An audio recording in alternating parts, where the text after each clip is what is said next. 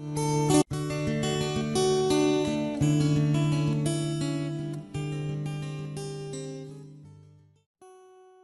pinagpalang araw sa inyong lahat, tayo po yung magninilay sa salita ng Diyos, ang pinagmumulan ng awa at tawa ng ating buhay, ang salita. Today we are celebrating the memorial of Saint Peter Damian.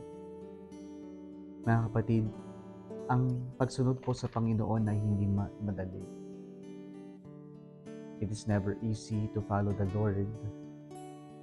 And following the Lord is not like a walk in a park na parang bang pag sumunod ka sa Panginoon, akalain natin na parang komportable ang buhay, magiging maayos ang buhay. Pero minsan, magtataka na lang tayo na kung sino pa yung mga tapat na sumusunod at naglilingkod sa Diyos, ay sila pa yung nakakaranas ng mga hindi natin halos ma-imagine na kalungkutan o hirap o pagsubok sa buhay. Ito po ang paalala ng Panginoon natin sa ating Ebanghelyo ngayon. Nung sinabi niya, whoever wishes to come after me must deny himself, take up his cross, and follow me. Well, there is no other way to follow the Lord than denying ourselves and taking up our cross daily. Why? Because following the Lord is all about serving other people. Kasi ito naman yung pinakita ng Diyos natin.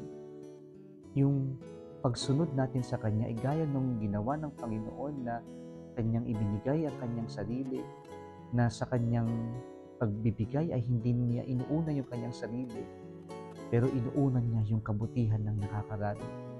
And this is exactly what is denial of oneself. Hindi natin ipapanguna yung sarili natin, pero uunahin natin yung kung ano yung makakabuti, makakapaglingkod sa ating kapwa. Pangalawa, yung taking up the cross daily, na isang paalala sa atin na ang buhay ng pagsunod sa Panginoon ay ang pagpasan ng krus natin, hindi yung pagtakbo sa problema sa buhay. Kasi hindi natin masusundan ng Diyos kapag tinatakbuhan natin ng krus, sapagkat isa lamang ang daan para makasunod tayo sa Diyos. Isa lamang ang daan para makalapit tayo sa Diyos. Ito ay ang daan ng krus. And so if we want to follow the Lord, if we want to get closer to the Lord, follow the way of the cross. Take up our cross. Face our problems, our challenges in life. Because these problems and challenges will bring us to the Lord, will bring us to heaven, will bring us to the person that God wants us to become. Kung nagustuhan mo ang video na ito, huwag kalimutang mag-like, i-share at mag-subscribe sa Salitaw Facebook page and YouTube channel. Muli isang pinagpalang araw sa inyong lahat.